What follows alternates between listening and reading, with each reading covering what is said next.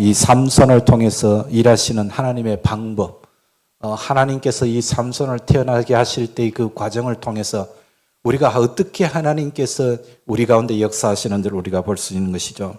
삼손에 대해서 오해하는 분들이 굉장히 많습니다. 삼손은 하나님을 잘 숨긴 대가로 놀라운 힘을 소유하게 되었다. 한때의 실수로 이방 여인의 꼬임에 넘어가서 힘을 상실하기도 했지만 그가 회개했을 때 하나님께서 다시 힘을 회복시켜 주셨다. 그는 최후 순간에 하나님의 이름을 부르면서 장렬하게 순교했다. 여러분 어떻습니까? 이게 우리가 알고 있는 삼손 이야기입니다. 여러분들도 그렇게 알고 계십니까? 근데 성경에는 그런 이야기가 하나도 없습니다.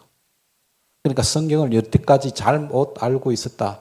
저도 이렇게 설교하는 내용을 주일학교 선생님들이 가르쳐주는 내용을 그렇게 듣고 목사가 되었는데, 목사가 되어서 이 성경을 자세히 연구해 보니 그런 이야기는 전부 사람들이 만들어낸 이야기고 그 이야기는 성경에 나오는 이야기가 아니에요. 그러니까 우리가 삼손을 그만큼 잘못 알고 있었다는 이야기겠죠. 자, 그래서 삼손의 이 이야기는요, 그렇게 단순하지 않습니다. 우직한 어떤 시골 총각이 여부의 꼬임에 빠져서 정말 배신당한다는 그런 삼류 소설이 결코 아니다, 그런 이야기예요. 사사기의 흐름이 점점 이제 처음 사사로부터 시작해서 하나님 반대쪽으로 가고 있고, 특히 삼손은 그런 모습을 설명하는 마지막 등장인물로 등장하고 있다는 것을 염두에 두는 것이 이 삼손의 이야기를 푸는 핵심 열쇠가 될 겁니다. 자, 우선 삼손의 이야기는 사사기의 기본 패턴과 다르게 전개됩니다. 여러분, 지금까지 제가 사사기를 통해서 여러 사사들을 여러분들에게 소개를 시켰죠. 그러니까 사사기는 이스라엘의 범죄, 그리고 또 하나님의 징계, 그리고 이스라엘이 하나님 앞에 살려달라고 회개하고 애원하는 그런 장면. 그 다음에 결국은 또 하나님이 그 기도를 들으시고 사사들을 보내서 이스라엘을 구원해 내시는 이야기. 이 흐름이 계속적으로 반복되고 있다는 것을 말씀을 드렸어요. 그런데 삼손 때 와서는 전혀 달라집니다. 이야기가. 이스라엘이 하나님께 구원해달라고 부르짖는 내용이 없어요. 이게 이제 말하면 멸망하기 직전의 상황이 이렇다 이 말입니다. 그러니까 이스라엘이 악을 행했고 그 악에 대해서 하나님께서 블레셋 사람을 통해서 징계를 합니다. 그러면 이스라엘이 블레셋을 섬기는 처지가 되었어요. 지금까지의 패턴에 의하면 다음에 나올 내용이 뭐예요? 이스라엘이 하나님께 부르짖어 하나님 저희들이 잘못했습니다. 살려주세요 하는 내용이 나와야 되는데 그 부분이 없고 삼손의 출생 이야기가 나오고 있는 겁니다. 그러니까 타락과 징계와 회개와 구원의 이 사이클에서 회개가 빠져버립니다. 삼손의 때는 하다못해 입다 때는 자기들끼리 머리를 맞대고 자기들 중에 누가 싸움 제일 잘하는지 의논이라도 했는데, 물론 그것도 잘하는 것은 아닙니다만 삼손 때 와서는 아예 그런 모습조차도 없다는 이야기죠. 그러니까 고통 중에 있으면서도 그 고통을 놓고 고민할 정도의 수준조차도 안 됐다, 그런 이야기입니다. 평소에는 마음대로 살다가 어려운 일이 생겨야만 기도를 하는 사람 있죠.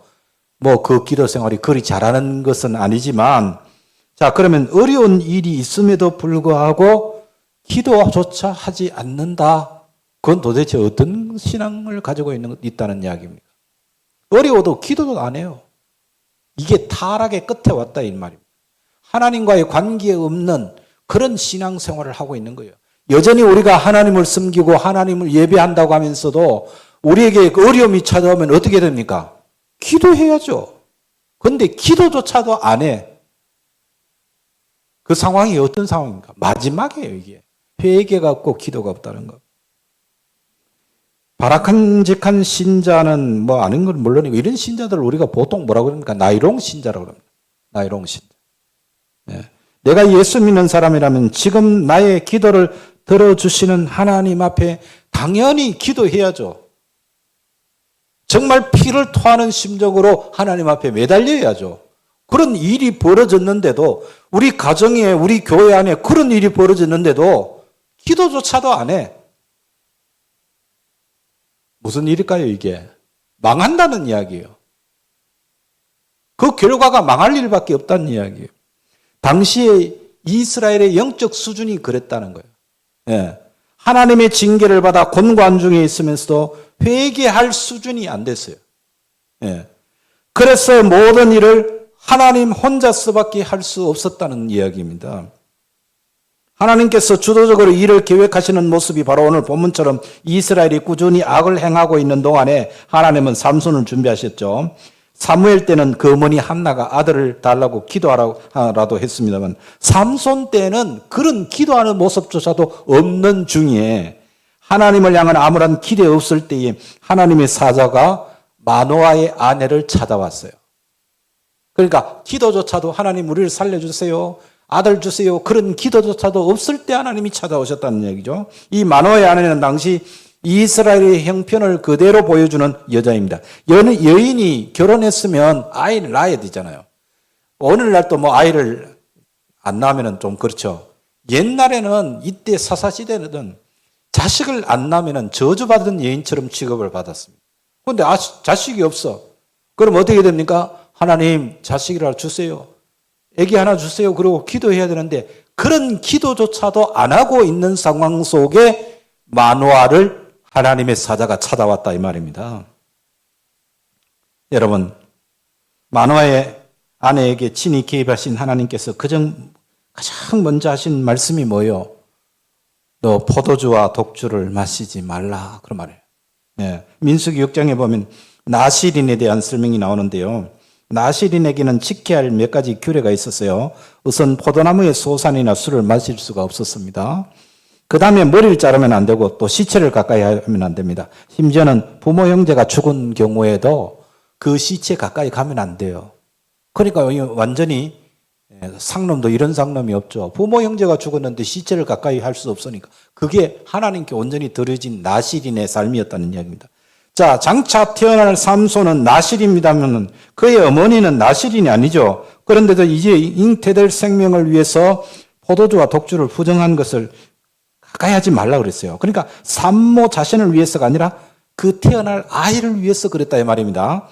자, 산모가 금해할 정도면 장차 태어날 아이는 말할 것도 없죠. 그래서 나실인은 거룩한 사람, 구별된 사람 그런 뜻인데 이스라엘이 바로 그렇다는 말입니다. 하나님의 거룩한 사역을 위해서 세계 열방 가운데 구별된 민족이죠. 이 의미를 지금에 되살리면 우리가 저와 여러분이 나실인입니다. 하나님 앞에 거룩하게 살도록 부름받은 자입니다. 이걸 우리가 알아야 되는 거죠. 우리야말로 이 세상에서부터 구별되어서 하나님의 이름으로 한자리 모인 사람들 아닙니까? 삼손의 어머니는 포도주를 마시는 것이 잘못이 아니었음에도 불구하고 자기 안에 잉태된 그 생명을 위해서 포도주를 금했어요. 이런 모습은 남다른 각별한 인생이 아니라 우리 주변에서 흔하게 널려 있는 이야기죠. 여자가 아이를 가지면 평소에 아무리 커피를 좋아했다고 할지라도 아이를 갖는 순간 그 피를 마실까요? 안 마실까요? 안 마십니다. 왜? 아기가 새까맣게 들까 봐? 그게 아니에요. 아기에게 그 카페인이 나쁜 영향을 미칠까 봐 안 마시는 거예요. 네. 아이를 가졌다는 이유로 저절로 커피 생각 안 납니까? 아니에요. 커피 더 마시고 싶어요. 그래도 참아요. 네. 누구를 위해서? 아이를 위해서 참는 거죠. 감기 아무리 심해도요. 산모가 감기약 먹습니까? 먹습니까? 안 먹어요. 왜 안 먹어요? 난 지금 콧물 나고 기침 나고 열이 나고 하는데도 왜 감기약 안 먹어요? 누구를 위해서? 아기를 위해서요. 예. 감기 저절로 나을 때까지 입을 뒤집어 쓰고 고생을 하더라도 약 안 먹어요. 자기 안에 있는 생명을 위해서 차라리 감기로 인한 고통을 감수하고 말지 약을 먹어서 치료하지 않습니다. 커피 마시거나 감기약 먹는 것이 잘못된 겁니까? 아니에요. 하지만 생명을 잉태했으면 그때부터는 얘기가 달라지는 거예요. 그렇잖아요.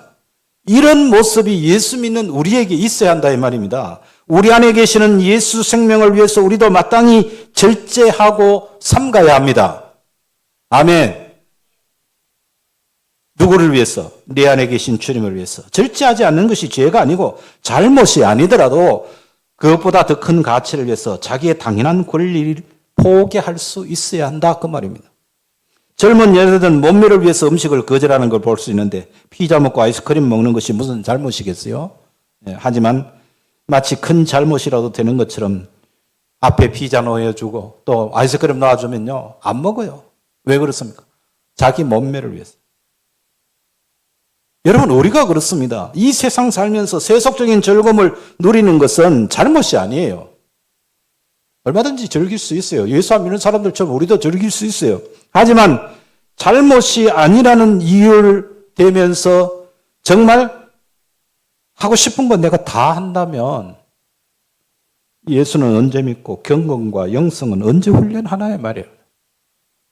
기꺼이 주님을 향한 우리의 영성을 위해서 이 세상 즐거움을 우리 스스로가 자제하고 절제하고 포기할 수 있어야 돼요. 그게 우리 그리스도인들의 삶이에요. 자, 여러분 우리가 잘 아는 에베소서 5장 18절 말씀 있죠.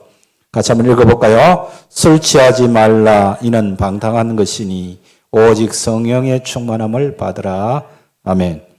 이 말씀이 굉장히 오용되는 말씀 가운데 하나예요. 취하지 않으면 얼마든지 술을 마셔도 된다. 그런 뜻으로 해석을 하는 사람을 저는 여럿이 만나봤습니다. 취하지 말라 그랬지 언제 마시지 말라 그랬냐 그렇게 이야기를 하는 거예요. 성경 어디에도 술 취하지 말라고 했지 술 마시지 말라는 말씀은 없다. 그런 이야기. 자, 그러면 말을 바꿔서 성경에 죽도록 충성하라고 했지 언제 대충 충성하라 했느냐 그런 얘기 들어본 적 있습니까? 또 예수님은 죄인들을 위해서 대신 십자가를 지시도 하셨으니까 우리가 이 세상 살면서 억울한 일을 당하는 거 아무것도 아니다. 여러분 이런 말을 우리가 할 수 있지 않습니까? 성경에 나온 예수님의 모든 행적에 대해서는 아무런 자극을 받지 않으면서도 술 마시지 말라는 직접적인 언급이 없다는 사실, 그나마도 성경을 읽으면서 직접 찾은 것이 아니라 들은 풍월로 하는 이야기라고 저는 생각합니다. 왜 이런 것만 인식하는지 저는 도무지 이해가 안 돼요. 꼭 꼬집어내가지고 이런 부분만 이야기를 하는 거죠. 여러분 이 말씀은 그런 뜻이 아닙니다. 술 취하지 말라 이는 방탕한 것이니 오직 성령의 충만함을 받으라는 이 말씀에서 술 취하는 것하고 성령의 충만한 것이 비교되어 있는 거예요. 그걸 잘 보셔야 됩니다. 그러니까 원래 비교하려면 비교할 만한 여지가 있어야 되잖아요. 그러니까 아무런 상관없는 것을 비교할 수는 없는 것입니다. 예를 들어서 바지를 입지 말고 치마를 입어라. 비교가 돼야 안 돼요? 충분히 되죠. 바지를 입지 말고 설거지를 해라. 이게 비교가 되나요? 안 되나요? 이건 말이 안 되는 거죠. 바지 입는 거하고 설거지 하는 거하고 뭐가 비슷한 게 뭐가 있습니까? 아무것도 없어요. 그런데 그거는 비유가 안 되는 거예요. 그러니까 바지와 치마는 둘 다 입는다는 것이 공통점이 있지만 바지와 설거지는 아무런 연관이 없죠. 자, 술 취하지 말라 이는 방탕한 것이니 오직 성령의 충만함을 받으라는 말도 본래 말이 되지 않아야 되는 말인데 그런데 성경이 이렇게 비유를 해가지고 이야기를 하고 있잖아요. 기록하고 있잖아요. 그러면 술 취하는 것과 성령 충만한 그 사이에 어떤 공통점이 있어야 되겠어요? 술에 취한 사람은 자기가 자기를 지배를 할 수가 없어요. 술에 취해버리면. 그러면 성령 충만한 사람도 마찬가지예요. 자기의 죄된 본성이 자기를 주장하는 것이 아니라 성령이 이끌림에 받게 되는 것입니다. 그러니까 결국 누가 그 사람을 지배하느냐 장악하는 힘에 있어서 이 공통점이 있는 거예요. 술에 취한 사람은 술의 지배를 받죠. 술 취한 사람 보셨죠? 술 취한 사람은 길거리에 서서 아무렇지도 않게 볼 일도 보고 술에 취하면 자기 스스로 무슨 말을 했는지도 모르고 무슨 행동을 했는지도 몰라요. 술의 지배를 받기 때문에. 성령의 충만함을 잊게 되면은 우리의 인간적인 생각이 아니라 성령의 지배를 통해서 우리의 삶을 온전히 하나님께서 이끄시는 삶으로 살아가게 된다는 그런 이야기입니다. 그러니까 우리가 술 취한 사람에게서 술 취한 티가 나는 것처럼 예수 믿는 사람에게는 예수 믿는 티가 나야 된다 그 말이에요. 그것이 바로 오늘 술 취하지 말라 이는 방탕한 것이니 오직 성령의 충만함을 받으라 그 말이에요. 자기 입으로는 나는 예수 믿는 사람이라고 만나는 사람마다 일일이 얘기해서 자기가 예수 믿는다는 사실을 알리는 것이 아니라 우리의 본성상 우리의 삶의 모습이 본래 나타나는 모습이 예수 그리스도의 냄새가 나고 향기가 나야 되는 거예요. 아, 저 사람은 정말 예수 믿는 사람이네 하는 것이 삶으로 나타나야 된다는 그런 이야기죠. 우리는 성령의 지배를 받기로 작정하고 이곳에 모인 사람들입니다. 우리가 늘 기도할 때 여러분 목사가 마지막으로 축도할 때 성령의 위로하심과 충만케 하심과 역사하심이 여러분들과 영원토록 함께 계실지어다 하고 축복하잖아요. 그럼 성령의 여러분 역사하심이 우리 가운데 충만하게 되면 어떤 삶의 모습이 나타날까요? 그걸 여러분이 한번 생각해 보시기 바랍니다. 술에 취한 사람이 몸을 가누지 못해서 흐느적거리는 것처럼 우리 자신이 성령 충만해지면 우리도 막 성령에 취해서 제정신이 아닌 모습이 있어야 되느냐? 그게 아니란 얘기. 자, 나실인이 머리를 자르면 안 되죠. 자, 고린도전서 11장 3절에서 7절까지 말씀 한번 같이 읽어보겠습니다. 시작.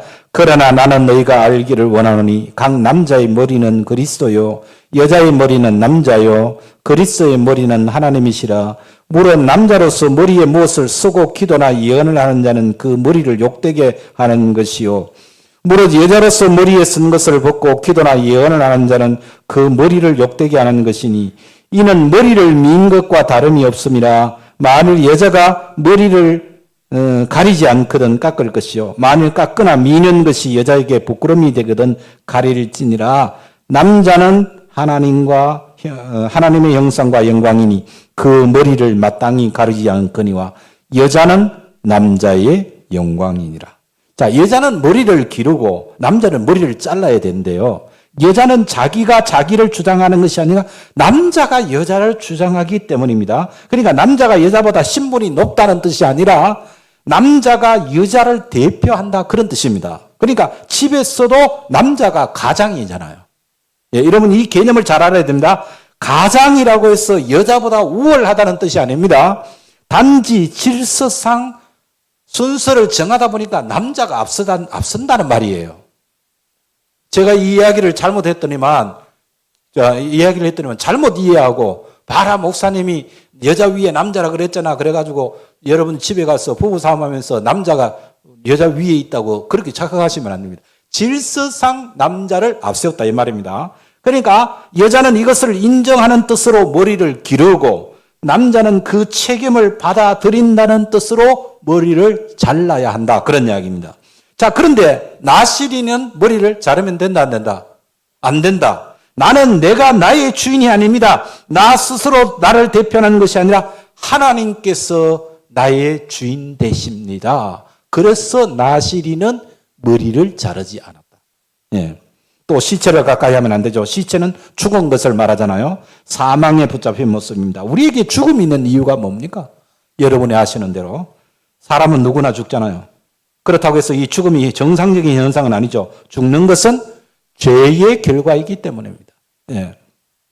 본래 안 죽어야 정상인데 죄로 인한 현상으로 죽음이 오게 된 것이죠. 그런데 전부 다 죽음 가운데 있다 보니까 누구나 다 죽는 것으로 잘못 알고 있습니다. 죽음은 죄의 결과로 나타나는 것인데 하나님은 죄와 관계없으신 분입니다. 그러니까 죄의 흔적조차도 싫어하시는 하나님, 홀로 거룩이 충만하신 분이 하나님이시죠. 또 하나님은 죽은 자의 하나님이 아니라 산 자의 하나님이시라 그랬습니다. 그런 하나님의 수하에 복종하는 하나님의 친위대로서 나실이는 당연히 죽음의 모습인 시체에서부터 자신을 격리시켜야 되는 겁니다.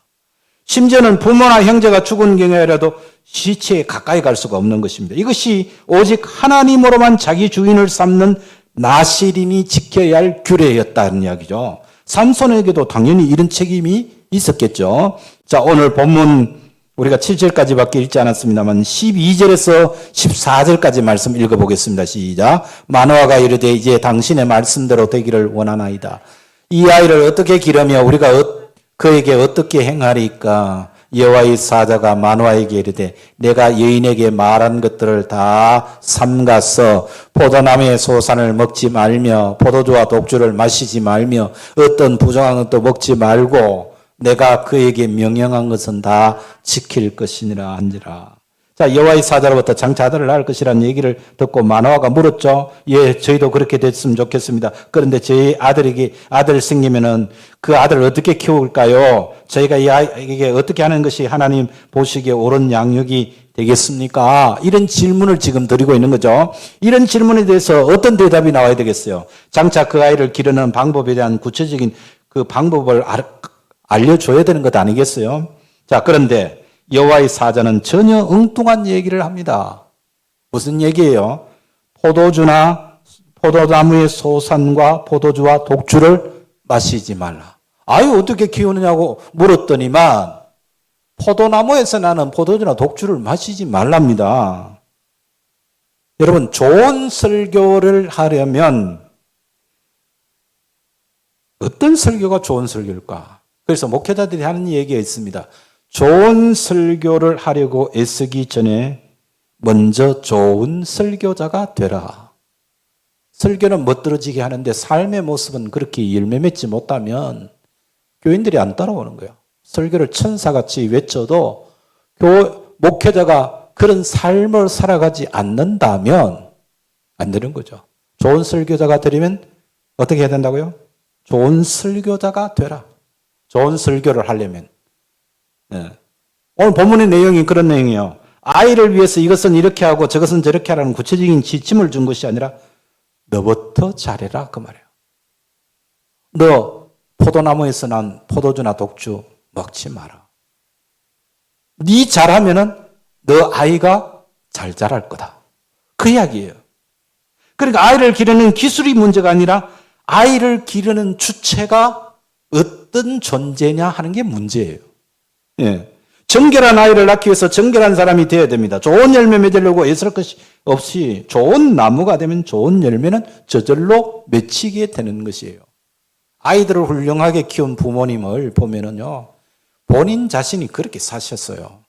훌륭하게 살았어요. 그러니까 아이들이 그렇게 자라는 거죠. 특히 여러분 보시면은 포도와 독주를 마시지 않는 정도가 아니라 포도나무의 소산, 포도나무에서 나오는 거 아예 먹지 말라는 거예요. 악은 모양이라도 버리라 하는 말이에요. 예.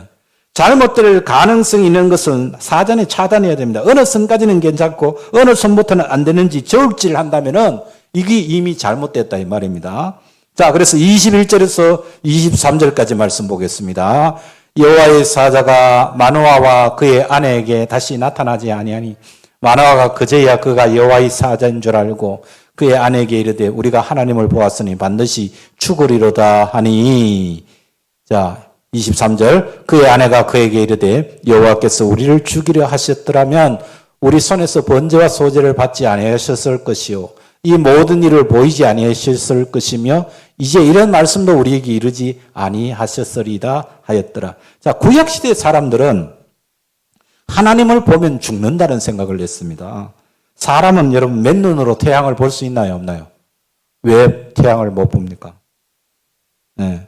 우리가 볼 수 있는 시력이 제한되어 있어서 태양빛을 바로 보면 금방 눈이 상합니다. 그래서 선글라스를 끼고 보면은 잘 보이죠. 하물며 하나님을 본다는 것은 어림도 없는 일입니다. 하나님이 그만큼 무섭고 잔인한 분이라는 뜻이 아닙니다. 사람이 맨눈으로 태양을 쳐다보지 못하는 것은 태양이 악랄해서가 아니라 우리 눈이 약한 탓이죠. 선글라스 보호하면서 얼마든지 볼 수 있어요. 사람이 하나님을 보면 죽는다는 얘기가 바로 그 이야기입니다. 죄인인 사람이 거룩하신 하나님을 보면 죽기 때문에 죄를 해결하고 하나님을 만나라 그런 뜻이에요. 네. 죄가 있는 상태로 하나님을 만나는 것은 맨눈으로 태양을 관찰하는 것과 똑같은 어리석음을 범하는 일입니다. 그래서 여러분들이 주일 우리가 예배 시간에 참회의 기도 시간에 하나님 내가 얼마나 철저한 죄인인가 한 주간을 또 살아보니 또 하나님 예배 드리려고 하나님 전에 와서 내가 머리 숙여보니 내가 얼마나 부끄러운 존재인지를 하나님 용서해 주세요 하고 우리의 잘못을 고백하고 죄 용서함을 받은 다음에 하나님 앞으로 나가야 되는 거예요. 아멘. 그래서 그 참회, 회개가 필요한 거다 이 말입니다. 예. 우리는 오늘 또 예배를 드릴 때는 다짐하고 그래 말씀대로 살아야지.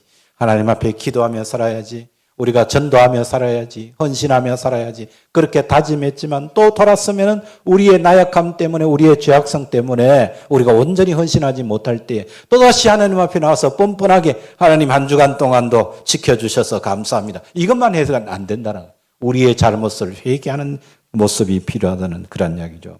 예수 그리스도의 대속의 사역을 알고 있는 우리는 사람은 별로 죄인이기 때문에 하나님을 볼 수 없다는 얘기가 전혀 문제될 것이 없습니다.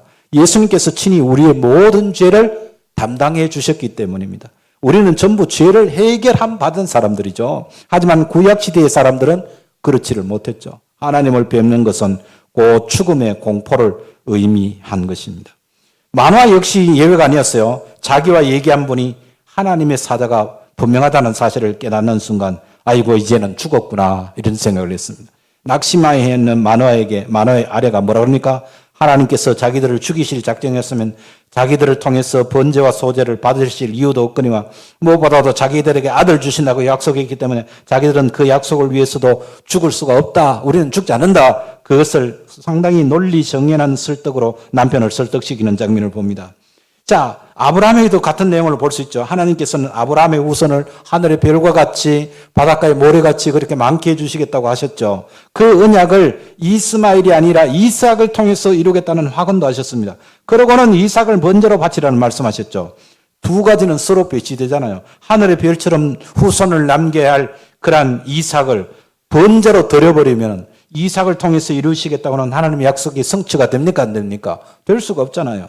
예. 결국 하나님이 신실하신 분이라면 하나님의 언약을 이루기 위해서라도 하나님께서 책임지고 이삭을 다시 살려내셔야 되는 것 아니겠습니까? 그러니까 아브라함은 이런 하나님의 속성을 알고 있었기 때문에 자기 아들을 너 백세에 얻은 아들 그 이삭을 나에게 칼로 찔러서 피를 다 뽑아내고 번제로 불태워서 제사를 드려라. 그렇게 이야기하면 아멘이 되겠어요? 여러분 생각에는 아멘 됩니까? 그런데 하나님의 그 약속은 변치 않는다는 언약의 확신을 믿음을 가진 것이 아브라함이었다는 말입니다. 그래서 그 아브라함의 믿음이 대단한 거예요. 그래 하나님께서 뭐 주신 분도 하나님이시고 달라고 하시는 분도 하나님이시니 나는 하나님께 아멘하여 그 아들을 드리겠습니다. 어떻게? 그 아들을 살리실 것을 믿었다 그 말이에요. 뭐라 사람은 어떤 사람이든지 간에 자기 옆에 있는 사람에게 도움을 줄 수 있어야 되겠죠. 특히 신앙적인 부분에 있어서 더욱더 그렇습니다. 혹시 여러분 주변에 여러분의 신앙에 도움이 되는 사람이 있습니까? 혹은 여러분 자신은 여러분 주변 사람의 신앙이 보탬이 되느냐 이 말입니다. 한 사람보다는 두 사람이 나아야 합니다. 자기 혼자 있을 때는 어떤 것이 옳은지 몰라서 고민하더라도 주변에 있는 다른 사람의 의견을 모으면 하나님 보시기에 더욱더 온전한 쪽으로 발걸음을 한 걸음씩 옮겨가야 되는 것이에요. 예. 사람들은 이 삼손 이야기만 합니다. 기억합니다. 그런데 성경의 관심은 그렇지 않습니다. 23장 한 장을 다 안에서 누구 이야기를 하고 있냐면 삼손의 부모 이야기를 지금 하고 있어요. 여러분 삼손이 이야기를 하는데 삼손의 부모에 관한 이야기를 왜 이렇게 길게 할까 생각이 안 듭니까? 아이를 낳지 못하면서도 하나님께 구할 줄 모르던 삼손의 부모처럼 당시 이스라엘의 영적인 형편이 그랬다라는 것을 지적하고 있는 겁니다.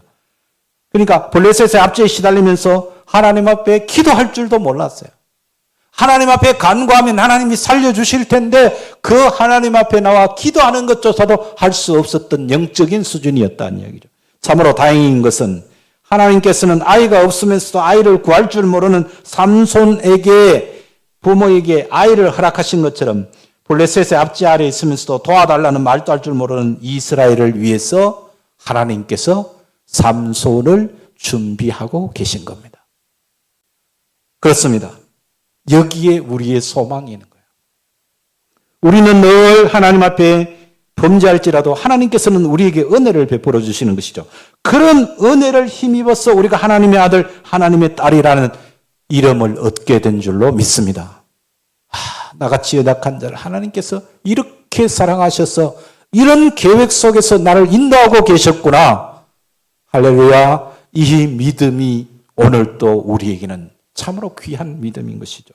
우리 남은 인생 더욱 하나님의 은혜로 충만할 줄로 믿습니다. 항상 하나님 은혜 안에 살아가는 복된 성도들 다 되시기를 주의 이름으로 축복합니다.